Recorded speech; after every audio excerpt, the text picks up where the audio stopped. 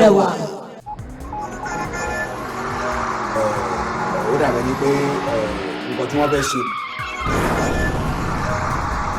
Lẹ́kì tó ṣẹlẹ̀ yẹn wọ́n ní ọjọ́ pẹ́ẹ́n. lára wọn ni obìnrin kan tí wọ́n pè ní Àìṣà Yẹ́sùfù. Àìṣà Yẹ́sùfù wọn lè jáde ní báràkì ọ̀kan kó bọ̀ kan kó ammunition kó gbọ̀ gan. Kò sí ẹnikẹ́ni tí ó wọ aṣọ sójà. mi ò kí fẹ́ kọbi ara sí ọmọ. Ìdásórí ètò Ó Gbóná Fẹlifẹli lórí àkáǹtì. Ẹ kú dédé àsìkò yìí níbi tẹ̀tẹ̀ láǹfààní láti máa wò wá àti láti máa gbọ́ wá lórí ìkànnì Kaftan Television Yorùbá níbi tí a ti ń ṣe àfojúsùn ayé tó rẹwà. Ẹ ṣeun tẹ́ tó darapọ̀ mọ́ wa lórí ètò Ó ń Gbóná Fẹlifẹli, Ó ń Gbóná yàjó fún ti ọ̀sẹ̀ yìí. Ẹ ti mọ̀ wípé orí ètò yìí ni a ti máa ń sọ oríṣiríṣi ọ̀rọ̀ tó ń lọ lórílẹ̀‐èdè wa Nàìjíríà, lọ́rọ̀ ìṣèlú ni, ẹlẹ́sìnjẹsìn ni, lórí ètò ìlú ni àti bẹ́ẹ̀ bẹ́ẹ̀ lọ ni a máa ń sọ lórí ètò Ó ń Gbóná Fẹlifẹli. Èmi náà ni ọmọ yín, ọ̀rẹ́ yín, àbúrò yín, Prevail Ọmọbàkọ́ládé Aguntaṣẹ́lú pírẹsẹ́ńtà, Àgọ̀dẹ́ni Ògbọ́n, adẹ́rìn ìjà Pojo. Ẹ ṣeun tí ẹ tó darapọ̀ mọ́ wa lórí ètò Ó ń Gbóná Fẹlifẹli fún ti ọ̀sẹ̀ yìí. Ọ̀rọ̀ wo gan ló ń lọ lórílẹ̀‐èdè wa Nàìjíríà lọ́wọ́lọ́wọ́ báyìí? Ọ̀rọ̀ àkọ́kọ́ ni Afẹ́ Babalọ́lá ó ti fi léde báyìí wípé kò yẹ kí àwọn adájọ́ tí wọ́n wà lẹ́nu iṣẹ́ wípé kí wọ́n máa ṣe ètò tribunal, ìyẹn à ń rí sí ọ̀rọ̀ ètò ìdìbò lórílẹ̀‐èdè wa Nàìjíríà. Ó ní àwọn tó jẹ́ wípé wọ́n ti fẹ̀yìntì, ó ní àwọn ló yẹ kí wọ́n máa rí sí ètò èsì ìdìbò ti tribunal. Bákan náà ààrẹ wa Bọ́lá Ahmed Tinubu ó ní wọ́n ti yàn gẹ́gẹ́ bí aládarí àti aláṣẹ gẹ́gẹ́ bí ti ìpínlẹ̀ àti ti ìjọba fún ti ECOWAS báyìí. Bákan náà wọ́n tún ní ẹnu ibodè tí wọ́n ti dí pa wípé kí wọ́n má gbé epo kọjá tàbí gbé epo wọlé lórílẹ̀‐èdè wa Nàìjíríà. Wọ́n ní wọ́n ti mú àwọn ẹnubodè kan tó jẹ́ wípé wọ́n ti gbé epo tí ó tó 800,000 litres jáde báyìí tí wọ́n ní wọ́n ń gbé lọ sí orílẹ̀‐èdè Cameroon. Wọ́n ní kódà ìpínlẹ̀ Ondo òun ni wọ́n ti dá wọn dúró. Àlejò wa lónìí yóò bá wa ṣàlàyé gbogbo bí ọ̀rọ̀ ọ̀hún bí ó ti jẹ́ ní ẹ̀kúnrẹ́rẹ́. Ẹ ṣeun tẹ́ darapọ̀ mọ́ wa. Ẹ jẹ́ kí n sáré dókè lọ kí n lọ gbàlejò wa wọlé. Ẹ má yí kúrò ńbẹ̀, mo dé tán.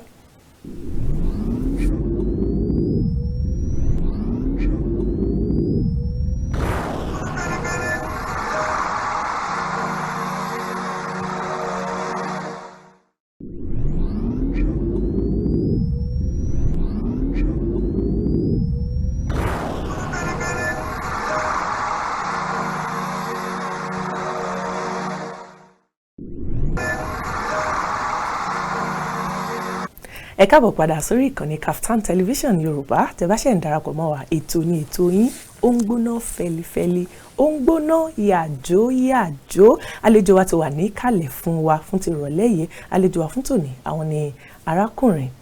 onímọ̀ ìṣèlú náà ni wọ́n, kódà agbẹjọ́rò ni wọ́n pàápàá. Àwọn ni arákùnrin Gbénga Akínbúlí. Ẹ dákun ẹ bá wa káwọn ará lé.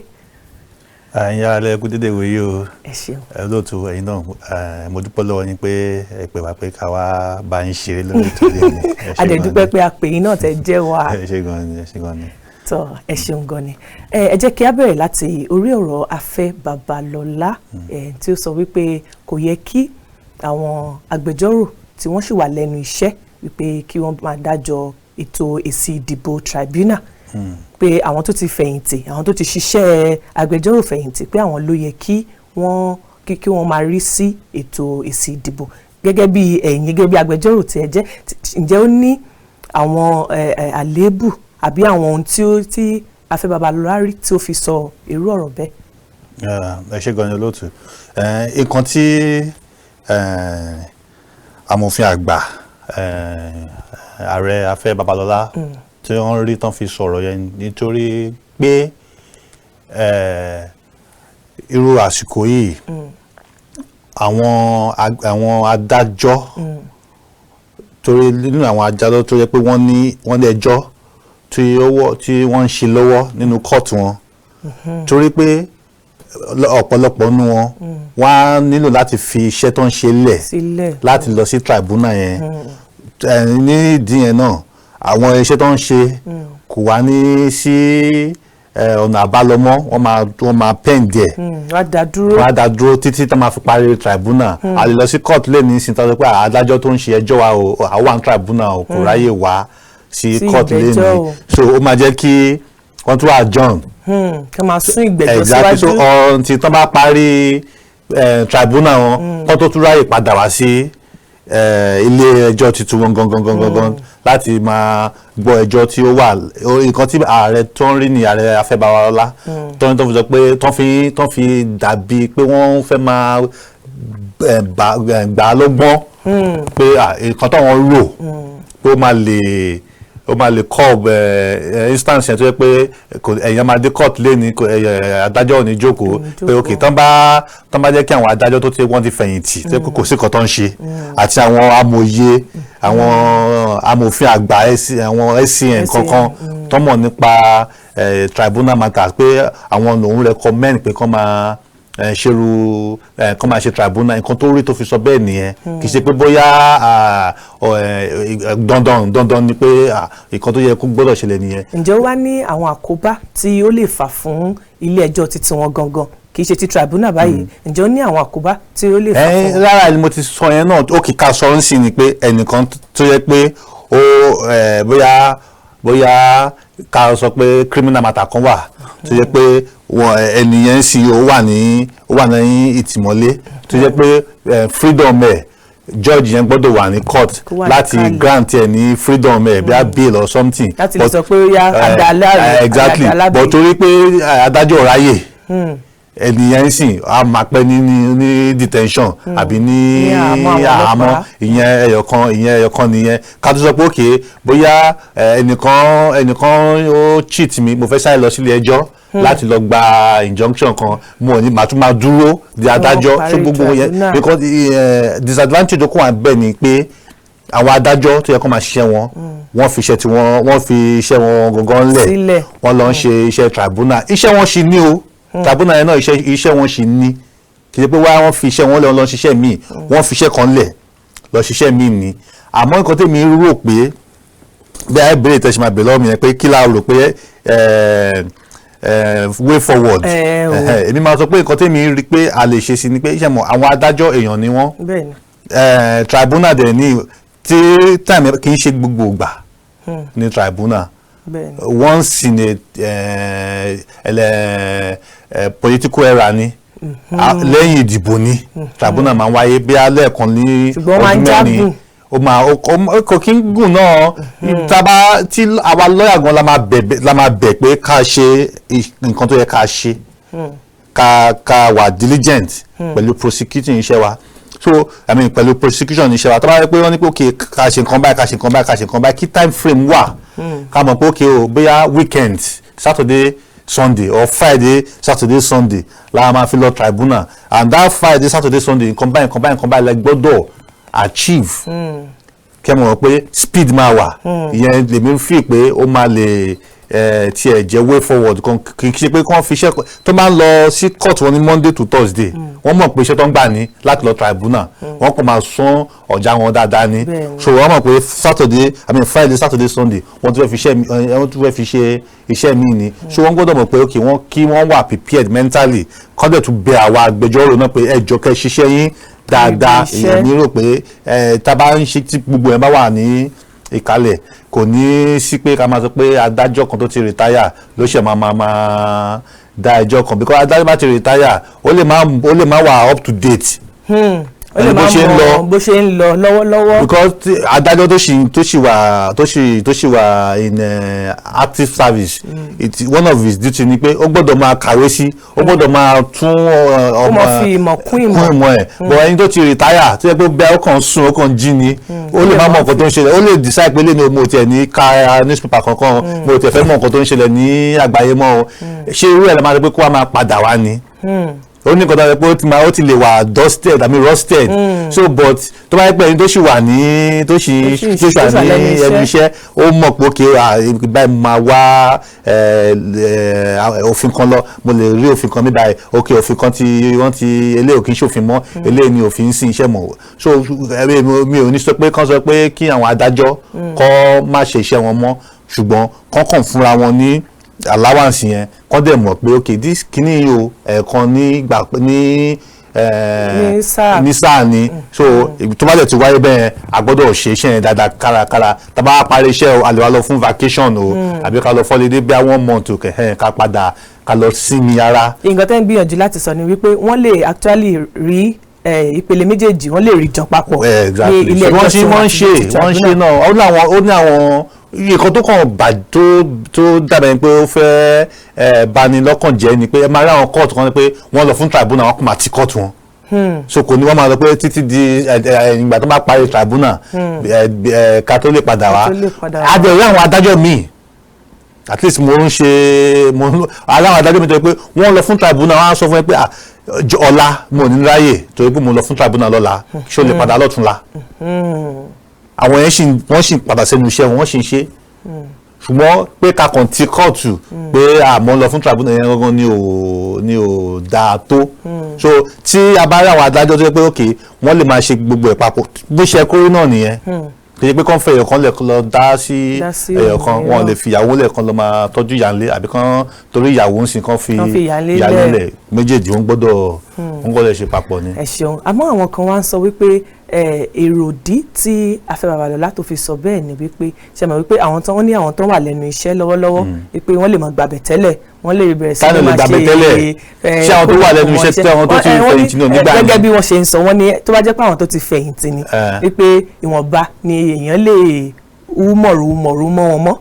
gbọ́ àwọn tó wà lẹ́nu iṣẹ́ wọ́n lè sọ pé máa yẹ kúrò ní kíkọ́ mo lè gbé ẹdẹ kíkọ́ mo lè gbé ẹdẹ ipò báyìí. ẹni tó wà lẹ́nu iṣẹ́ yẹn gangan ló máa wà careful pé iṣẹ́ gbọ́dọ̀ bọ́ lọ́wọ́ mi. ìdí nìyẹn náà tó máa fẹ́ lo àwọn tó fẹ́ ìdí nìyẹn tó yẹ kó máa fi ṣe iṣẹ́ ẹ̀ ká tó yẹ kó ṣe iṣẹ́ ẹ̀ kárakára because tó bá rí pé òun òṣìṣẹ́ yẹn kárakára wọ́n ṣà ní ẹnu iṣẹ́ ó dẹ̀ lọ ṣe báṣubàṣu ó mọ̀ pé ìjọba wa bẹ̀ tó lè sanction òun NJC wa ń bẹ̀ àní judiciary regulatory body tó lè sanction ẹ̀ but ẹni tó bá ti fẹ̀yìntì ta ló fẹ́ sanction ẹni tó ti fẹ̀yìntì. àmọ́ tó bá jẹ́ wípé wọ́n á gbé wá sí ilé ẹjọ́ lóòótọ́ ṣe mọ̀ pé àwọn tí àbá ti ẹjọ́ yìí ẹ̀yin sọ̀rọ̀ owó rìbá pé bí a gba owó rìbá àbẹ̀ ọ̀ máa ṣe máa yọ kúrò wọ́n lè ṣe fún anybody náà ẹni tó ti fẹ̀yìntì gan àwọn kí ni àwọn olóṣèlú kì í ṣe èmi náà ṣòṣèlú mo rí mọ́ ṣe mí ṣé wúyẹ́ wọn tó bá sọ fún ẹni tó ti fẹ̀yìntì yẹn kọ́ pé tó bá ṣe báyìí àwọn ọmọ ẹ̀ tó wà níbẹ̀ àwọn máa ṣe báyìí fún wọn kọ́ so threat manipulation gbogbo ẹ̀ ló wà bẹ́ẹ̀ wà lẹ́nu iṣẹ́ o àbó òsì lẹ́nu iṣẹ́ o ìkan tó ní kàn rí pé iṣẹ́ tó yẹ kán ṣe bó ṣe yẹ kó rí bó kó máa lọ bẹ́ẹ̀ kí a kàn wá ọgbọ́n àti improve on the welfare of àwọn adájọ́ yẹn ni pé ok o tẹ́ bá ti ń lọ fún tribunal o nǹkan kan báyìí ló máa jẹ́ package incentives yín o tó wà náà ṣùgbọ́n ká kàn encourage ẹ̀ anybody ni ó lè gba rìbá o èèyàn kéèyàn ni ó lè gba bọ̀dì fún anybody ṣe má sọ pé ó wà ní service àbó ti retire èmi yẹn mo subscribe. gẹ́gẹ́ bí agbẹjọ́rò tí ẹ jẹ́ kí ni ipò àti ààyè tí ẹ rò pé ó wà nínú kéèyàn kó ìra ẹni níjàánu ní iṣẹ́ adájọ́. ẹ jọ̀ọ́ ìkóra ẹni níjàánu kí ni ipò tẹ́ wà àti ààyè yín kí ni ẹ lè sọ kí n sọ yẹn bí a bá yẹn nípa bí a ti lè di kí ni state like níbo ipò lẹ dúró sí gan-an níbi ìkóra ẹni níjàánu lẹ́nu iṣẹ́ lẹ́nu iṣẹ́ kọ́ máa kóyàn láyà jẹ àbí. kóyàn láyà jẹ kọ́ pé ó dà ntí ẹ fẹ́ fún mi nígbà ó dà mi ò fẹ́ ẹ jẹ́ kí n ṣe ojúṣe mi nǹkan tó yẹ kí n ṣe nǹkan tó tọ́ relé àti pé ká máa gba rìbá àti ká máa sọ pé ohun tó nǹkan dúdú ṣé kí lè mi rò bẹ́ẹ̀ ni kí ni stand yín gan. first of all ó ní ethics of the profession kò yẹ kí ẹ máa béèrè question lọ́wọ́ mi pé kí ni mo rò nǹkan tí bó ṣe yẹ kó rí mo ṣe máa sọ. ṣé mi wípé bó ṣe yẹ kó rí gbogbo àlámọ̀ bó ṣe yẹ kó rí àmọ́ ni mo dẹ̀ dúró pẹ̀lú pé bó ṣe yẹ kó rí yẹn kí ló dé tí ó máa ń ṣe mí ní kàyéfì tí n bá lọ síbì kan ó níbì kan tí mo lọ ibo mo ti rántí lẹ́kọ̀ọ́ náà ni mo fẹ́ lọ ṣe nǹkan bẹ́ẹ̀ láti sign document tó jẹ́ pé nǹkan tí wọ́n sanwó fún ẹnìyẹn fún nìyẹn ó tún sọ fún mi pé ẹ̀lú lè máa fún mi kí n tó lè bá yín kọ́wọ́ sí mo á sọ fún mi pé you are a commissioner for oath àti sign stamp paper ni wọ́n gbà ẹ́ fún mo ṣe máa sanwó fún ẹ láti stamp tí o bá fẹ́ ṣe òfilẹ̀ o máa lọ sí court sí pé mo fẹ́ file document o commissioner for work ló ní pé mo gbọ́dọ̀ fún un nìkan kí n tó lè ṣe nǹkan yẹn so a mọ̀ pé kí ló dé tí a máa encourage pé láti gba nǹkan lórí nǹkan tó ń sanwó iṣẹ́ yẹn fún àwọn tó bá dẹ̀ ń béèrè nǹkan láti lè ṣe nǹkan náà èmi fi pé ó kù díẹ̀ káàtó torí pé kí ni that means pé lọ́kàn títí ẹ̀ ń sìn yìí ẹ̀ tó bá fún mi ní owó máa ṣe èrú so ibo ni ọkàn ibo ni conscience yẹn wà. ẹni mélòó wá ló ní conscience yẹn láyé tá a wá wà yẹn. tí ethics taba mọ́tò àti rántí Yorùbá ethics yẹn taba. àwọn ohun àmúyẹ àwọn ohun tí ó yẹ. ní lẹ́nu iṣẹ́ bíi ti àwọn ti agbẹjọ́rò taba lè uphold to that our ethics of the profession taba rí pé àmọ́ punishment tó wà lẹ́yìn pé I misbehave tó bá yẹ pé olúkálukú ló ń follow ẹ̀ tó jẹ́ pé àwọn tó dẹ̀ yẹ kó máa ṣe punishment fún àwọn tó bá ti ṣẹ̀ yẹn ó tó dẹ̀ ń ṣe nǹkan tó yẹ kó ń ṣe dáadáa ẹ máa rí pé gap yẹn máa close nǹkan tó mi feel nìyẹn o tí olúkálukú bá ń ṣe iṣẹ́ títí ẹ̀ bó ṣe yẹ kó ṣe ẹ̀rù máa bá Mr. A láti ṣe màgòmágó torí pé mọ̀ pé ẹni àwọn tó máa bẹ́ mi lórí ìdá wọn ti wà wọ́n ti ẹ̀ ń ṣàkùn ìdá wọn wọ́n ti ń pọ́n ìdá tó máa fi bẹ́ mi lórí so tó bá mọ̀ yẹn tó bá níyẹn ní consciousness ẹ̀ á mọ̀ bó ṣe máa regulate ara ẹ̀ ó dàbí ìgbà tí Buhari kọ́kọ́ wọlé ni everybody bàbá ló wọlé o everybody tó ń kọ́ put àwọn everybody kọ́ ra àwọn tó fẹ́ sákòòlù pé bàbá yẹn máa dì pẹ̀lú wọn o ṣẹ́gẹ́ so tá bá mọ̀ pé nǹkan tó punishment yẹn ó wà at arm's length ó dẹ̀ fast àti bẹ́ẹ̀ orí èèyàn ìyẹn máa comport ara ẹ̀ kó tèmi rí sí ìyẹn nìyẹn so stand tèmi ni pé ó lòdì sófin lákọ̀ọ́kọ́ ẹ̀ṣẹ̀ ní lábẹ́ òfin láti gba owó ẹ̀yìn ẹ̀ṣẹ̀ ni so agbẹjọ́rò àbí adájọ́ tó bá tún ṣe irú ẹ̀ ẹjọ́ ò ló tiẹ̀ fẹ́ dá tó bá gbé rẹ̀ wá fún òun náà pé kó wá dá so kí conscience wa àti ethics wa kó guide wa láti máa ṣe nǹkan kó kọ́ wa láti ṣe nǹkan bẹ́ẹ̀ ni nǹkan tí mo rí sọ sí ìbẹ̀rẹ̀ nìyẹn. ẹ jẹ́ ká tó jánu díẹ̀ kúrò ní agbọn ibi tí a déhùn ẹ jẹ́ kí n béèrè díẹ̀ lọ́wọ́ yín lórí ọ̀rọ̀ Nnamdi Kanu kí ni èrò yín gangan pẹ̀lú nǹkan tó ń ṣẹlẹ̀ lọ́wọ́ torí àwọn gúúsù ìlà oòrùn gbogbo ọ̀nà ti sọ pé àfẹ́ síta tó máa fẹ́ jókòó sílé àwọn àti ọjà kí ni èrò yín gangan. kí ló fẹ́ lọ jókòó sílé fún pé wọ́n release Nnamdi Kanu kí ló dán release gbogbo nǹkan ló yẹ kí èmi ò fẹ́ máa wà sentimental. bó bá ṣe rí náà ni. mo dẹ̀ fẹ́ wà biased. tí court bá sọ pé ẹ fi Nnamdi Kanu lẹ̀. gẹ́gẹ́ bí wọ́n ti sọ. wọ́n ti sọ wọ́n tuntun charge ẹ̀ nǹkan tó a lè máa rí pé bí àwọn victimize ẹ̀. so gbogbo ariwo tó pa ń sìn is more political than legal. ìyẹn pé ọ̀rọ̀ wọ́n ti òṣèlú bọ̀. òṣèlú náà ń fi ṣe báyìí pariwo sí pé ẹ̀fílẹ̀ bọ́ tá bá wò ó lábẹ́ òfin ò tí ì fàyè lẹ̀ pé kàn filẹ̀ bẹ́ẹ̀ torí pé nígbà tí wọ́n ti court kan sọ pé kẹ́ filẹ̀ government tún charge fún offence mi offence yẹn ló ṣì wà lẹ́nu ẹ̀ ń sìn until tó bá dé arraign yẹn because tó bá charge yẹn fún offence kan ó gbọ́dọ̀ plead either guilty or not guilty that's nǹkan tá à ń pè ní arraignment nìyẹn tó bá arraign yẹn mi ò jẹ̀bi o agbẹjọ́rò ẹ̀ àtọ́bọ̀kẹ́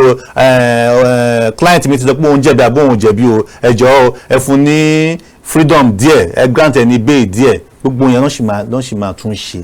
ṣùgbọ́n àwọn èèyàn ń wò ó torí antecedent torí nǹkan tó ti ṣẹlẹ̀ sẹ́yìn pé ok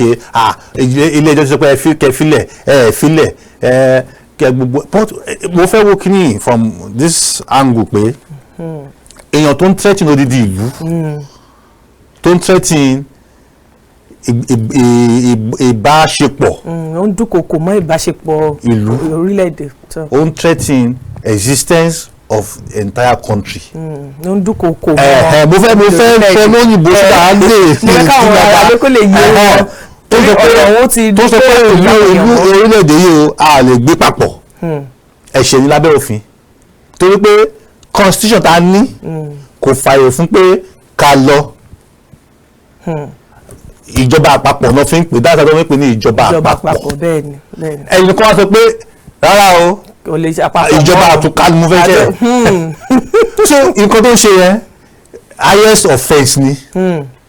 treasonable felony capital offence tó jẹ́ pé ordinary gan kò wà entitled sí bail kò yẹ kán tẹ gba bẹ́ẹ̀lì rárá kò yẹ kán tẹ gba bẹ́ẹ̀lì ọ̀hún tí court bá sọ pé okay o proof case yẹn dáadáa o ìrọ̀lẹ́ pamọ́ arákùnrin yìí o so kò wà entitled sí bail so àwọn tó bá ń lọ bí àwọn based on pé okay àbí ó rẹ̀ ó láàárẹ̀ kan o àbí ó fẹ́ lọ ṣe medical check up o àbí bóyá ni wọ́n fi lè grant ẹ̀ ní tẹ́bàlẹ̀ tún nǹkan tó tún ṣe wọ́n grant ẹ̀ ń bail ó sá kúrò ń lù wọ́n ṣe nígbà tí lọ ibo náà ti lọ rí yẹn náà Kẹ́ńyà ibo náà ti lọ rí so gbogbo yẹn tó bá wò ìjọba àpapọ̀ tó fẹ́ túká a máa wò pé ẹni tó ti ní bad record yìí a gbọ́dọ̀ ṣọ́ dáadáa nǹkan tó bá tún fílẹ̀ ń sìn yìí ká ló tún wá bá ṣe máa gather evidence against ẹ̀ ó tún lè sá lọ ká tún máa wá ká so èmi ò support pé court sọ pé ẹ filẹ̀ èmi ò support yẹn àmọ́ ká tó rò pé ok court mi kẹ́ ẹ filẹ̀ bó ṣe ń lọ báyìí tún fún ní charge mi pé ó yá ẹ tún ṣe nǹkan mi wọ́n tún ní right láti arrest yẹ lábẹ́ òfin ìyẹn ni wípé bó ṣì ṣe gbà níbẹ̀ báyìí ó sì lábẹ́ òfin tó bá yẹ pé ẹni ẹjọ́ ní court tí court sọ pé ok o you are hereby discharged and acquitted tẹ́ bá ń dẹnu lẹ̀kùn court tẹ́ bá mú charge mi wá pé ok ilé ìtàn ti sọ pé tán ti charge yẹn o nǹkan èmi lè lé o bí ẹ̀sùn pé o jalè ní lánàá èmi sì ẹ̀sùn pé o gbáyàn létí ni wọ́n á arrest ẹ immediately wọ́n arrest ẹ so nǹkan tó ń ṣẹlẹ̀ ní ọ̀rọ̀ Nnamdi Kanu nìyẹn bó ṣe ń bọ́ lọ́yọ̀ kan báyìí kò rọrùn láti dédé bọ́ lọ́wọ́ ìjọba bó ṣe ń bọ́ lọ́yọ̀ kan ló ń kó sí mi ẹ̀yin náà wò kẹ́nìkan jókòó kó máa instigate violence kó máa instigate war kó máa lọ gba gbọ́dọ̀ túká ní gbọ́dọ̀ payọ̀ ní tẹ́ bá pa ilé òní tí ó bá yẹ pé ó tiẹ̀ ń ṣe empty threat ní reasonable government nǹkan tó yẹ kó wò ní pé ẹni tó ń tiẹ̀ ń sọ̀rọ̀ yìí ká ti kọ́kọ́ ká mọ ìdí tó fi ń sọ̀rọ̀ báyìí ibi tá ti máa mọ ìdí yẹn ni pé ká ti kọ́kọ́ mu ná nǹkan tó sọ pé máa ṣe yẹn so that kò ní lè ráyè ṣe tí ó pé a máa sọ pé okay ó kàn ń sọ̀rọ̀ lásán ni tán filẹ̀ kó máa rìn káàkiri àdúgbò gbogbo nǹkan tó dẹ̀ ń sọ yẹn tó dẹ̀ ń ṣe àwa náà máa sọ pé ìjọba ò gbìyànjú àwa táwọn ń sọ̀rọ̀ ní sílámà sọ pé ìjọba kí ni ìjọba ń wò tí ẹnìkan ṣoṣo lè fi lọ máa ṣe kíní so iṣẹ́ mọ̀ ó ti ń kọjá pé ká ti sentiment bọ̀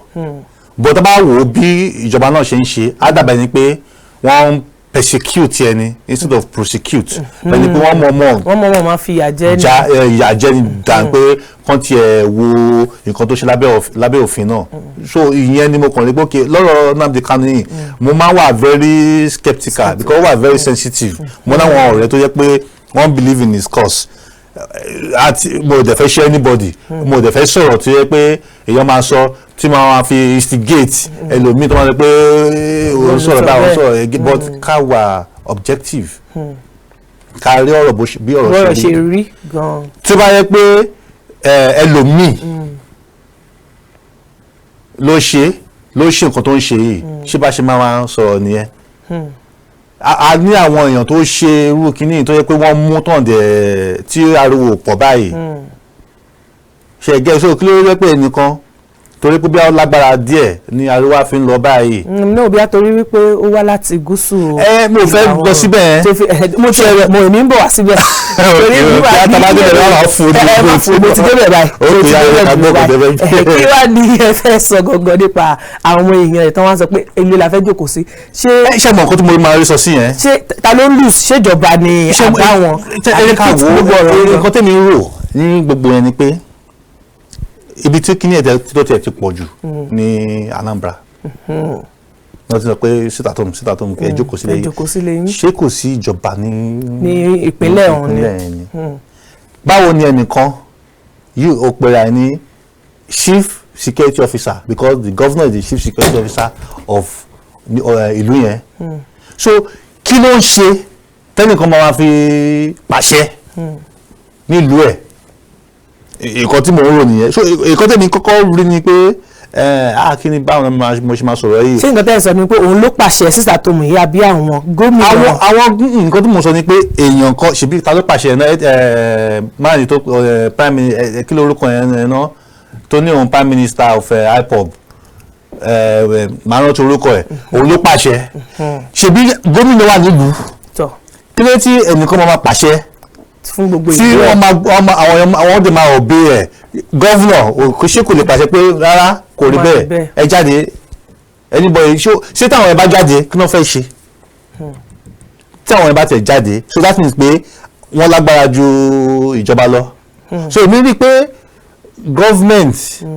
ìjọba gọ́vùnà àwọn ló indulge àwọn people yìí àwọn ló gbà wọ́n láàyè torí pé kí la sọ security vote fún ẹ fún ká sọ èso pé bóyá kò sí iná òṣèlú ìwọ ní security vote òṣèlú la security vote yẹn láti lọ fi jà ẹnì kan ṣe máa fẹ́ máa da ìlú mọ́ ẹ lójú máa fẹ́ máa command lé ẹ lórí so ejò ó lọ́wọ́ nú according to ẹgbẹ́ mi ṣe rí o torí pé èèyàn kan máa sọ pé ẹ jókòó sílé kò kì í ṣe òun ni gọ́fúnà o kò tẹ̀ kì í ṣe gọ́fúnà o gọ́fúnà lè máa wò kí ni gọ́fúnà ń ṣe láti takú pé jókòó sílé pé ẹ gbọ́dọ̀ ok ká sọ pé wọ́n ní pé kẹ́ ẹ jókòó sílé láti fi àwọn òṣìṣẹ́ ìjọba náà wọ́n máa jókòó sílé tí gọ́fúnà máa sọ pé gbogbo òṣìṣẹ́ ìjọba ẹ gbọ́dọ̀ wà lẹ́nu iṣẹ́ tó dẹ̀ ẹni tó bá dẹ̀ ti wá nǹkan báyìí tó dẹ̀ provide security ṣe mọ̀ pé number one goal ni security tó ṣe ètò ààbò ṣé tí gọ́fúnà bá ṣe ètò ààbò táàbò bá ti wà àbùṣebùṣe náà so anybody tó bá wá tó fẹ́ máa jà tó fẹ́ máa yìnbọn ni o a máa mọ̀ pé ẹni ọ̀tá ìlú ẹni tí tójú ẹ̀ bá rí kojú ẹ̀ rí ṣùgbọ́n èèyàn ní pé kẹ́ jókòó sílé ẹ̀ sọ̀rọ̀ ta ló ń ṣe ara ẹ̀ wọ́n máa jókòó sílé ńsìn àti ìpínlẹ̀ àti àwọn èèyàn wọn ò ní rí means of livelihood ó tún sọ to the extent pé palliative wà tẹ bá jókòó sílé o àmà so kí ló ṣe wọ́n sọ pé wọ́n ti gbàjọba nìyẹn ni nǹkan tá a dẹ̀ ń sọ nìyẹn so tó máa ń continue báyìí báwo ni wọ́n ṣe fẹ́ kí ìjọba gbọ́ nǹkan tó ń sọ nípa Nnamdi Kanu a ní pé nǹkan tó ń ṣe ó fẹ́ dàlúrú ẹ̀yin tún ń dàlúrú sí pé tí ẹ̀ bá filẹ̀ àmọ́ máa dàrú sí so orí bíbẹ́ kọ́ ni oògùn orí fífọ́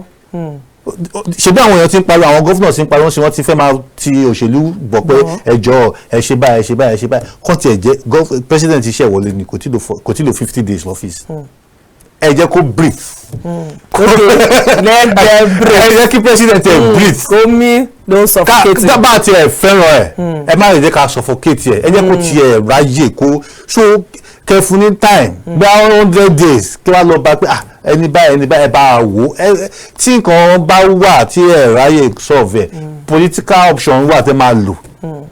wọ́n ti máa ṣe negotiation here and there wọ́n ti máa pe ẹni báyìí sí ìwé pé ok nǹkan báyìí nǹkan tá a bá fẹ́ iṣẹ́ mọ̀ gbogbo nǹkan yẹn ló lè ṣe negotiations ó wà arbitration wọ́n lè ṣe gbogbo yẹn pé tá a bá fi ẹlẹ́ gbogbo threat tó sọ pé ó máa ṣe ó gbọ́dọ̀ carry out tó bá carry out iṣẹ́ mọ̀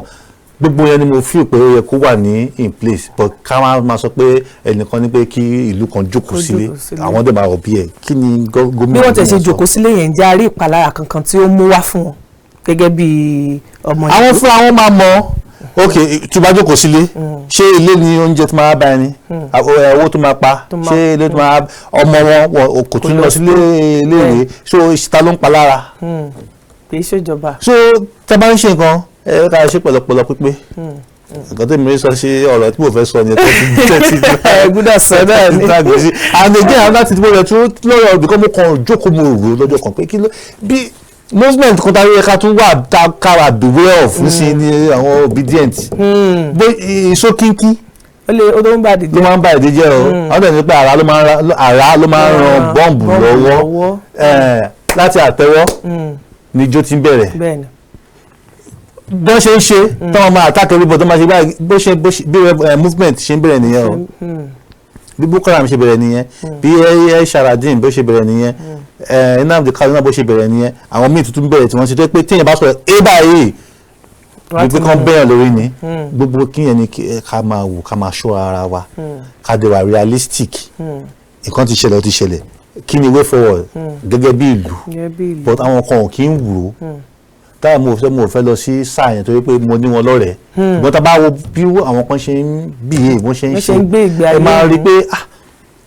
ṣáàjọ wà nílùú ni ṣé wọ́n ṣe tó wa dàgbà ni àbí ṣé àwa kankan alẹ́kọ̀ọ́ ni àwọn kan lẹ́kọ̀ọ́ àbí iṣẹ́ mọ̀ gbogbo ẹ̀rọ ìlẹ́yìn kan máa rò pé kí ni gbogbo eléyìí ṣùgbọ́n àwa ní free society bí right bó ṣe ní right lèmi náà ṣe ní right ṣùgbọ́n àwọn ẹ̀rọ pé right ti ẹ o fẹ́ máa fi sọ̀sọ̀kúsọ ni o èmi mọ̀ pé I hold you that duty of care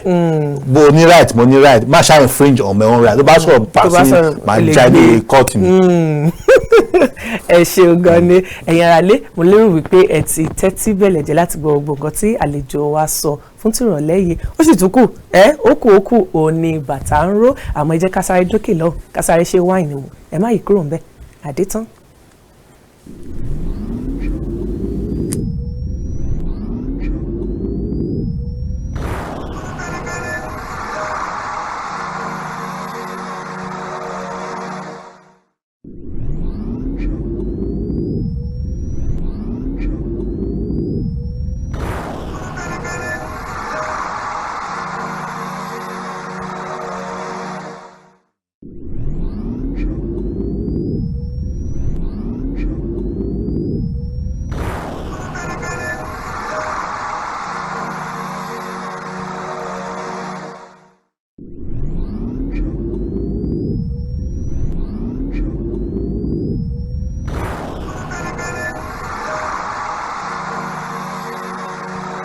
Kaftan TV Yorùbá ṣàfojúsùn ayé tó rẹwà.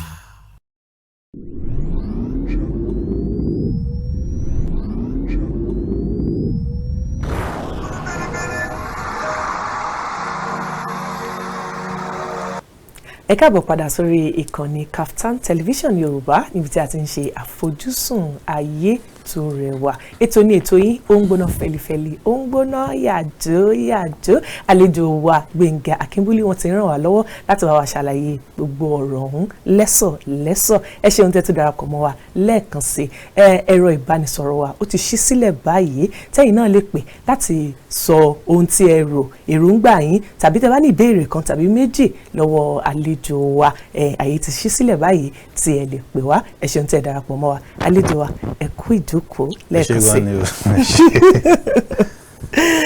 ẹ ṣeun ẹ jẹ́ kí a tún bẹ̀rẹ̀ láti agbọn ààrẹ Bọ́lá Ahmed Tinubu tí wọ́n ti yàn gẹ́gẹ́ bí alága ECOWAS. ṣé inú yóò dùn sí ni. tọ́ ohun tó dùn mí nínú ni àmọ́ ìyá alẹ́ ìmọ̀ sínú yìí dàbí inú yóò dùn sí àmọ́ mo lérò wípé inú wa kì í sọ lápapọ̀ inú wa dùn sí àmọ́ kí lè ròyìn iṣẹ́ lérò wípé Bọ́lá Ahmed Tinubu wá lè ṣe gbogbo àwọn ojúṣe tí ẹ ṣe mọ̀ pé nínú ojúṣe wọn ni wípé wọ́n advocate wọ́n á ṣe olùlàjà láàrin gbogbo àjọ yẹn so ǹjẹ́ lérò wípé wọ́n lè ṣe iṣẹ́ gẹ́gẹ́ bí èyí tí wọ́n ń ṣe lọ́wọ́lọ́wọ́ torí iṣẹ́ akin làmọ̀tọ́ ń ṣe lórílẹ̀‐èdè Nàìjíríà lọ́wọ́lọ́wọ́ ǹjẹ́ lérò pé wọ́n á lè jọ méjèèjì papọ̀. Ní àkọ́kọ́ màá kọ́kọ́ sọ pé àwọn tí wọ́n yan èèyàn orí wọn ò dí láti mọ̀ pé ẹ̀yin tó ń yàn ló yẹ ni ó mọ̀ nǹkan tó máa lè ṣe náà fi yàn tẹ́ bá wò àwọn olùdarí míì ti wà ń bẹ̀ òun àlejò ló jẹ́ láàrin wọn tọ́dọ̀ èèyàn pé òkè wá darí wa ìyẹn wá ti rí àwọn qualities kan lára tá máa fi wò tá máa fi mọ̀ pé òkè ẹni òun ló máa lè mediate ló máa lè reconcile ló máa lè darí àjọ ìwọ̀ oòrùn ní ti Africa àbí kò tó lè West African community ni máa rí pé àwọn ẹni báyìí ló máa lè ṣe èmi náà ọmọ ẹgbẹ́ SDP lèmi mo kì í ṣe mo belong sí party tí ààrẹ wà àmọ́ tá a bá máa wò ó pẹ̀lú bó ṣe àwọn nǹkan tó ti ṣe láti ìgbà tó ti jẹ́ gómìnà àwọn èèyàn tó ti yàn sí ipò àwọn. ẹ dákun ẹ jẹ́ kí a gbé ìpè ara lé yìí ẹ lọ ẹ kúrọ̀lẹ́ o. ẹ kúrọ̀lẹ́ náà. ẹ ṣeun gan ni sà orúkọ yín àti ibi tẹ̀ tí ń pè wá. èmi ni alfa sáájú láti jẹba. ẹ ṣeun ẹ tẹ̀ wájú. láti jẹba. ẹ tẹ̀ wájú sà. ẹ kú ètò. ẹ ṣeun gan ni. ẹ kú gẹ́gẹ́ bí Yorùbá ti ń kíra wá ẹ kú. ẹ ṣeun. orí fífọ́ kọ́ ni oògùn orí bíbẹ́. nítorí fífọ́ ni oògùn orí bíbẹ́. ó ti ṣẹlẹ̀ táwọn kan náà níwájú rí. kò sí ká fìjọba ṣe. tó tẹ̀ jẹ́ pé ẹ̀tọ́ wa là ń jà fún. ẹ dákun ẹ bá wa yí amóhùnmáwòrán yín sílẹ̀ ẹ dákun ká lè gbọ́ yín yékéyéké.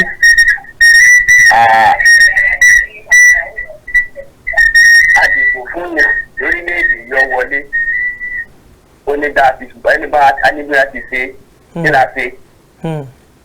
ọ̀ságbára kákátá ajá akékèké adákẹ́ náà ní tó ti kú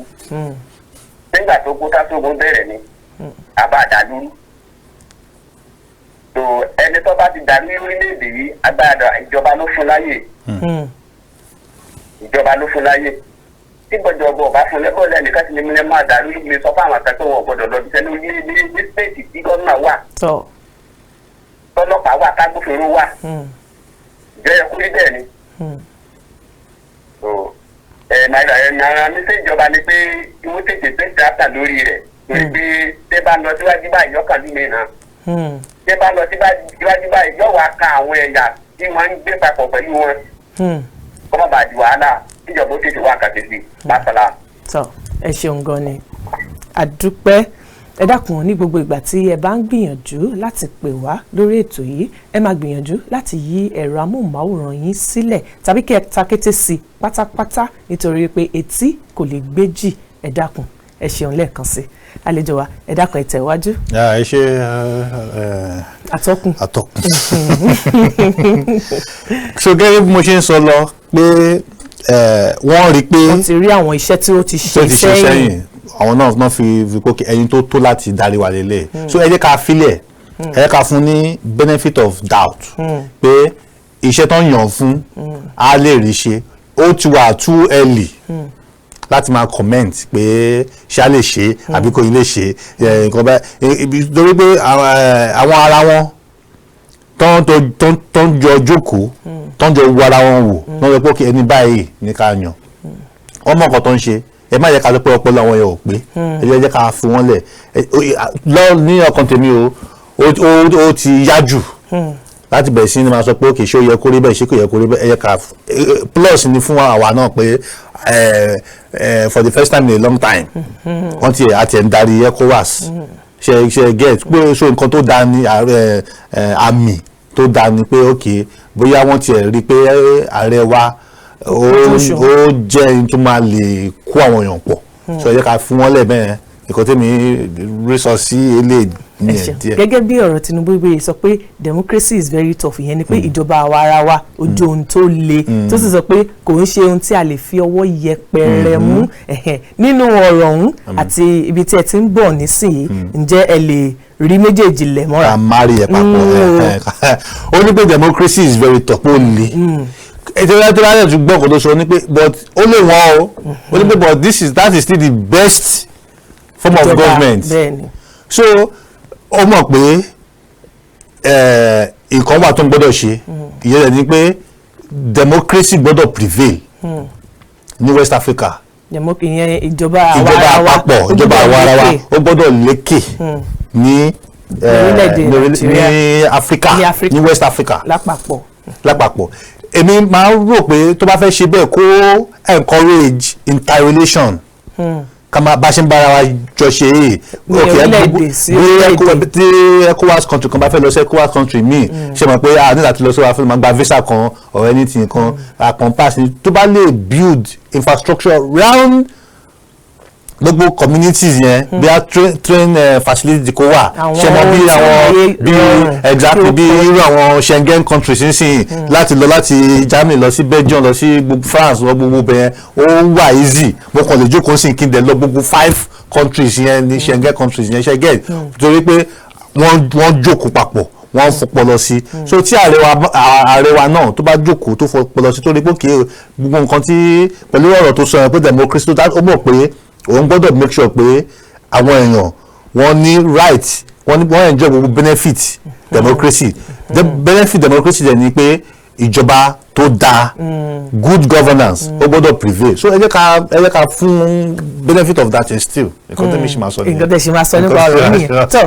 ẹ jẹ́ kémi náà gbà bí ẹ ti sọ tó ẹ lórí ọ̀rọ̀ epo ẹ jẹ́ ká bọ́ sórí ọ̀rọ̀ epo báyìí gẹ́gẹ́ bí a ti mọ̀ wípé ààrẹ Bọ́lá Ahmed Tinubu lẹ́yìn ọjọ́ tí wọ́n dé orí àlééfà ni wọ́n ti yọ owó ìrànwọ́ orí epo ẹ̀yà ẹja yọ àmọ́ ọjọ́ tí wọ́n ti sọ ni gbogbo àwọn marketers ni wọ́n ti bẹ̀rẹ̀ sí yọ. ṣé ààrẹ Tinubu ló yọ. bó ṣe sọ ni àwọn marketers ti bẹ̀rẹ̀ sí yọ. mo máa gbọ́ nǹkan tó sọ ṣé kí ṣe kí ló sọ ó dẹ̀ ní ọkàn láti ó ní ọkàn ọkùnrin ni. bí tó fi sọ ohun tó ti ọkọ balẹ̀ ohun tó sọ bẹ́ẹ̀ ni. mo sọ pé èmi mo yọ subsidy ó ní pé ẹ gbọ́ àtọkùn ó ní pé lára ìwé tí òun ti kà o àti kan tó ń bá ń lẹ̀ o pé kò sí subsidy mọ́ o. ìyẹn ni pé subsidy is gone. ó ti ohun ò bá ń bẹ̀ o wọ́n ti yọ subsidy kí òun tó dé o so ẹ mọ̀ ẹgbọ́n sí ẹ mọ̀ pé subsidy ti lọ o kì í ṣe pé bóyá èmi mo yọ o wọ́n ti yọ wọ́n ti ṣe meeting yẹn gbogbo àwọn penkasan gbogbo yẹn wọ́n ti jọ jókòó nǹkan tí tẹ́ bá rántí interview kan tí ààrẹ tó gbé ẹni arákùnrin agbẹjọ́rò tó gbé ipò ààrẹ ní pátì mi Prince Adéwọlé Adébáyọ̀ tẹ́ bá rántí interview kan tó grant ní Channels tó ń sọ pé kí bó lẹ wà nígbà tí ààrẹ tí ìgbà tẹ́ ń jókòó tó ń yọ subsidy ẹnìkan wá dé sí wá ní pé ó kà á mọ̀ pé ọ̀rọ̀ tó sọ yẹn maybe bad publicity ni kò yẹ kó sọ bọ́ ó sọ reality. gbogbo alamọ wípé tọ́ọ̀rọ̀ sọ. ikọ́ náà ti yọ àwọn tó ń pariwo tó ń sọ̀rọ̀ pé yọ kí ló ìgbà tó ń yọ subsidy gangan wọ́n jọ jókòó tó ń jọ ṣèpàdé yẹn ni tó fi yọ o wọn ò sọ ń gbà yẹn o ẹnìkan wá dé sí wá ẹ wo òṣèlú ní gbogbo yẹn back to ọ̀rọ̀ tá à ń sọ. àmọ́ mo wá pẹ̀lú nǹkan tẹ́ sọ ìwádìí ẹ má jẹ́ kí n jẹ́ tí back to nǹkan tí mo fẹ́ sọ ẹ jẹ́ kí n padà síbi tẹ́ wà yẹn tó ẹ ti sọ wípé kì í ṣe òun ni ó yọ wọ́n ti yọ sẹ́yìn àmọ́ ní kété ìgbà tí ó fi léde mi ò rò pé ó tó bí ọjọ́ kan yẹn 24 hours kó tó di pé àwọn marketers bẹ̀rẹ̀ sí í. ṣé ìyẹn yẹ ká mọ̀ pé àwa ara wa là ń ṣe ara wa. Kò sí bá ṣe fẹ́ mọ̀ torí. lẹ́yìn báwo ṣe máa mọ̀ èèyàn dé lé ní pé ṣé òun ló sọ pé ó kì í lọ máa increase owó ni ṣé òun ló sọ. lóòótọ́ kò sọ bẹ́ẹ̀. sọ kí la ń sọ sí èmi ò kì í ṣe fan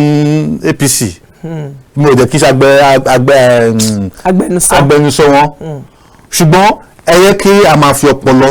sí nǹkan tá a bá ń ṣe mo ti ń sọ ẹ yẹ ká máa fi ọgbọ́n ṣe nǹkan tá a bá ń ṣe ṣé ẹni tó ń ta tomatoes tó gbọ́ pé wọ́n ti increase salary Prevail bí a lẹ́gbẹ̀ẹ́ lẹ́yìn ó kàn gbọ́ pé Prevail tó ń ṣiṣẹ́ ní Kaftan wọ́n máa ti fi kún owó ẹ̀ ẹni tàn tó bá wá tó bá bá ta lọ́dọ̀ mi sí 1000 tọ́ ṣé ìjọba náà ni ẹni. gbogbo wa náà bá ṣe béèrè náà nù. nǹkan tó mọ̀ sọ náà ni pé àwa ara wa là ń ṣe ara wa tó bá ń sọ pé change àwa fúnra wa a gbọ́dọ̀ bẹ̀rẹ̀ change yẹn fúnra ara wa a gbọ́dọ̀ kọ́kọ́ bára wa sọ̀rọ̀ because tá bá bára wa sọ̀rọ̀ ọpọlọ tá bá rí pé nǹkan tí mo fẹ́ ṣe yìí ṣé ó pa mí lára ni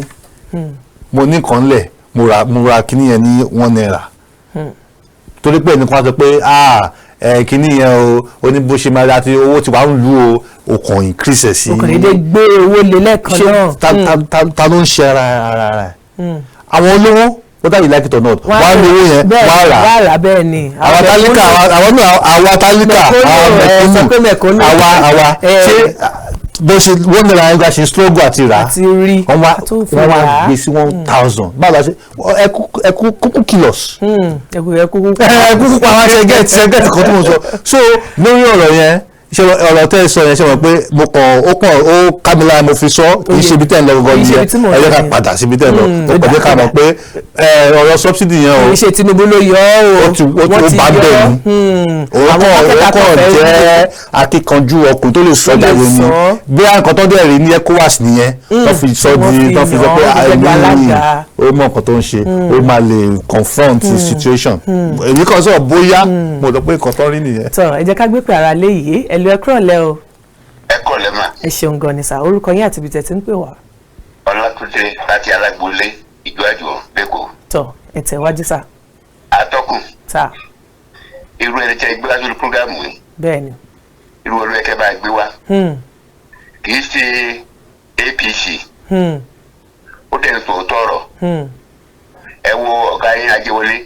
mo dúpẹ́ lọ́wọ́ gbẹ́ lọ sí gbé kalẹ̀ àti máa tẹ̀síwájú lágbẹ́ lọ. àmín. ẹ̀dẹ̀ débi tó dá lágbẹ́ lọ. àmín. sẹ́rí wa tó kún báyìí òótọ́ ọ̀rọ̀ ló ń sọ ṣùgbọ́n àwọn èèyàn lè gbàgbọ́. tó bá tẹ̀lé nítorí pé kì í ṣe pátì ẹ̀ òun ká máa bẹnu àtẹ́gbá kò yẹ kó ṣe bẹ́ẹ̀ kò yẹ kó ṣe bẹ́ẹ̀. gbogbo àwa fúnra wa la ń ṣera wa. kí Buhari tó kó mbẹ́ náà ti yọ subsidy yẹn wọ́n ti yọ wọ́n ní oṣù kẹfà náà sanwó máa pé àti from July o wọ́n ti yọ kó àsámá. Tinubu lè jẹ́ pọ́fẹ́sọ̀ tó ọ̀rọ̀ kò fẹ́ parọ́ ó ní òun náà ò lè ṣe kí ni o láti tẹ̀síwájú ṣé bá nípa fi jalè ni òun ló jẹ́ akin ọkùnrin tó dúró gẹ́gẹ́ bí ọkùnrin tòótọ́ tó bá gbà tó fi ń jalè kì í ṣe pé àwa ló ń lò ó ṣé bá ní ọ̀pọ̀lọpọ̀ kìnìtì ẹ̀rí náà wọ́n ń gbé kó lọ wọ́n ti gbogbo ẹ̀ gbàtí àrí ẹ̀ gbàmọ́ nìsín ẹ bá wo program lẹ́nìí wọ́n náà jí epo gbé láti Ondo bẹ́ẹ̀ni 800,000 litres. ẹ wo yẹn nísìnyí torí pé wọ́n rí ó lè tọ́ yẹn jà mọ́ láti fẹ́ gbọ́ ọ̀nà mi láti máa jáde irú àwọn tí a bá mú wọn kò yẹ ká tiẹ̀ máa dúró sí kankan ju pé ẹ̀wọ̀n ló yẹ wọ́n straight àwọn tó ń borí léde jẹ́ nìyẹn olùwàtúwọ̀ wà pẹ̀lú yín o iléeṣẹ́ yóò ní jóná á dẹ̀ máa dàgbà sí lágbára Ọlọ́run mo kí àlejò yín o ẹ ṣé gan ni o èèyàn ọlọ́ọ̀ni tó dà fún lórúkọ Jésù ẹ̀ débi tí ẹ fẹ́ lágbára Ọlọ́run àmín irú yín ló yẹ ká máa pè sí prógámù ẹ méjì ká polókun wa ẹ gbọ́ olùwàwà pẹ̀lú yín o ẹ ṣé gan ni ẹ ṣé Mr. Ajun láti Ajun. tọ ẹ ṣeun gan ni sà tọ ẹ jẹ́ kí n bẹ̀rẹ̀ lórí ọ̀rọ̀ epo aláǹkepo ṣe pé a ti rí àwọn fọ́nrán kan tán ní ayọ̀ subsidy lórílẹ̀‐èdè Nàìjíríà àwọn Cameroon àwọn ni wọ́n lọ ń ṣe ìfẹ̀hónúhàn àwọn orílẹ̀‐èdè mìíràn ṣe ìfẹ̀hónúhàn pé ẹjọ́ taná gbá lójú ta lára ń ro ta ló ń lo panadol fún orí fífọ́ tọ ìyẹn ni wípé wọ́n ti ní àǹfààní jẹ lára wa ìgbà tí wọ́n wá ráǹfààní yẹn mọ́ òun ló fa gbogbo ìfẹ̀hónúhàn àmọ́ nígbà tán ni wọ́n ti gbé gbogbo ẹnubodè tì àwọn kan sì wà tí wọn kò tí bí ṣé wọn rí gbẹ́tì ni tó fi ń di pé wọ́n rí 800,000 litre. of what? of epo. ṣé petrol àbí crude. epo ni àmọ́ kì í ṣe ìtàn tí wọ́n tí ì rí fáìn yẹn. ṣé nǹkan tó ń sọ nìyẹn because mo fẹ́ ká mọ̀ ìyàtọ̀ wà láàrin crude àti crude ni ló kan ìjọba báyìí petrol kò tí kan. ọdún petrol àwọn independent àwọn tó ń private àwọn aládàáni ló ń ṣe nǹkan wọn yẹn tí crude jẹ́ gbọ́ngàn ní ti ìjọba ṣé mọ̀ kò sí bí èèyàn ṣe máa ṣe pé òun fẹ́ tún nǹkan ṣe tó kó lákìtìyàn ohun tó dára lákìtìyàn mo fẹ́ sọ kò sí bí èèyàn ṣe máa lákìtìyàn tó a sì máa rí ẹnìkan wọ́n ní kó láàrin 12 júdásì kan máa wà so pé wọn ò ráyè iṣẹ́ mọ̀ pé nígbà tá a lè dé ó ní pé wọ́n máa ṣe mítà wọ́n máa wọ́n bó ṣe ń lọ nǹkan tó ń lọ tó ń wọlé tó ń jáde bó ṣe wọ́n ṣàfihàn máa pé metering system sí crude Nigeria now àwọn tó yẹ kó ṣiṣẹ́ wọn tí wọ́n ṣiṣẹ́ wọn la lè sọ pé irú kíní fi ń ṣẹlẹ̀ torí pé for a very long time láti gbà àgbọ̀rú ọ̀rọ̀ yìí all of a sudden wọ́n ti relax nìyẹn eléyìí máa tún jẹ́ kí ìjọba lè mọ̀ pé ẹ má kàn sọ̀rọ̀ kéde lọ sinmi torí pé àwọn kan dúró kórè yìí ni láti tún fire so irú àwọn civil defence ìgbà yẹn lé because àwọn ló ní iṣẹ́ wọn gangan lélẹ̀ civil defence gangan combatant wọn iṣẹ́ wọn gangan lélẹ̀ so wọ́n máa sún ọjà wọn ni kọ́dọ̀ lọ make sure pé wọ́n lọ ń protect gbogbo àwọn crude yìí so èmi feel pé at least bílẹ̀ tuntun ṣẹlẹ̀ kì í ṣe pé bí àwọn lọ scot free kan tún mú wọn so a tún jẹ́ kó rí àwọn tó fẹ́ jalè yẹn kó tún mọ̀ pé àwọn ìjọba yóò sinmi náà I escape point A wọ́n mú wa ní point B. ẹ̀lú ẹ̀kúrọ̀ lẹ́ o ẹ ṣeun gan ni orúkọ yín àti ibi tẹ́ ti ń pè wá. èmi ni níta májèkódùn láti Bàrígà. tọ ẹ tẹ̀wájú sà. nípa ọ̀rọ̀ program tí mo ń wò mo rí i pé máa tó sọ ẹ jẹ́ kí bàbá wa wọ́n sọ̀rọ̀ mo rí i pé èèyàn bí èmi tó ní òye tó dẹ̀ jẹ́ pé ó ń kọ́ èdè sí ara ẹ̀ ọ̀dọ́ ó lè pọ̀ sí pàtì kan èyí ò kò ronú pé nítorí òun ti pọ̀ sí pàtì kan pé kí ìtò wa bàjẹ́ torí pé ìmáà ń jiyàn pẹ̀lú àwọn ilé ní pẹ̀lú tẹ́nàtì ní pé nígbà kan mo ní tẹ́nàtì kan ní Paris mo ní kí ló ń ṣe ìlú iná bàbá ẹ̀ ti pé 65-70 ìjọba wa tún sọ nǹkan kan pé kán fi ọdún kún àwọn tí wọ́n fẹ́ rìtáyà 20 years 30 years àwọn ọmọ wa wà nílé tó ń jáde skul rẹpẹtẹ tó hàn tí ìrìṣẹ́ wò pọ̀tàn tó wà ń bẹ̀ kò kúrò àwọn tó wà ní house wọn ò fẹ́ kúrò torí pé wọ́n kọ̀ sí abẹ́ ara wọn. iṣẹ́ tí o bá ti èmi rò pé gọ́ọ̀mẹ̀ntì wa yẹ kí ó sọ wípé tó ṣẹlẹ̀ yìí sí ni pé àwọn bọ́ọ̀sì pọ̀ ń ta àwọn ọmọ wa pàtà tó tẹ́fẹ́ iṣẹ́ ọmọ onímọ̀ ọdún orí ìṣẹ́ yìí. èmi rò pé ó yẹ kó fẹ́ pé wọ́n tó ti wọ iṣẹ́ at age of 30-35 tó bá ṣe 25 years ẹ̀ rìtáyẹ̀ ẹ jẹ́ kí ọmọ yẹn wọ́n á ríṣẹ́ ṣe. ẹ bá wa ṣe ní pápá ẹ dá express ti rí different location tẹ̀ ti ṣiṣẹ́ yẹn ẹ fi establish people to small scale nínú yín náà tún gba ọmọ kan kéékèèké kan tẹ̀ máa sanwó sí ní pé kéèké kù síbẹ̀ lọ́pọ̀ tí àwọn tó ń ṣe. ẹ dákun ẹ̀yin ará lé a ò ní láǹfààní láti gba ìpè kankan mọ́ torí àkókò tí kò wà ní papamọ́ra ẹ ṣeun tí ẹ bá wa darapọ̀ mọ́ ètò ó ń gbóná fẹlifẹli ó ń gbóná yàjó fún ti òní yìí ẹ ti mọ̀ wípé ọjọ́ ìṣẹ́gun àti ọjọ́bọ̀ ni a máa ń ṣe ètò ó ń gbóná fẹlifẹli ní dédé agogo 4 sí agogo 5 ẹ ṣeun tí ẹ darapọ̀ mọ́ fún tèmi ẹ jẹ́ kí àlejò wa kí ó bá wa dágbére fẹ́yìn ará lé. ẹ̀yin ará lé inú mi dùn lọ́pọ̀lọpọ̀ pé mo ní opportunity láti wá darapọ̀ mọ́ wa lórí ètò yìí a jẹ́ rò pé gbogbo nǹkan tí a sọ náà pé ó yé wa a jẹ́ mọ̀ pé ká mọ̀ bá ṣe máa ru àwọn kankan kì í ṣe gbogbo gbà la máa sọ pé ìjọba èkó táwọn náà ń fà fúnra wa gan kì í ṣe díẹ̀ náà nínú gbogbo kínní so ẹ ṣe gan ni arábìnrin Prevail. Thank you so much ẹ ṣeun tó èmi náà ni ọmọ yín ọ̀rẹ́ yín àbúrò yín Prevail ọmọ bàbá Kọ́ládé mo fi wákàtí ìsọfún yín pé ó dàbọ̀. ó dàbẹ̀ ni pé nǹkan tí wọ́n fẹ́ ṣe. lẹ́kì tó ṣẹlẹ̀ yẹn wọ́n ní ó jọ pẹ́ẹ́nì. lára wọn ni obìnrin kan tí wọ́n pè ní Àìṣà Yéṣùfù. Àìṣà Yéṣùfù lè jáde ní bá.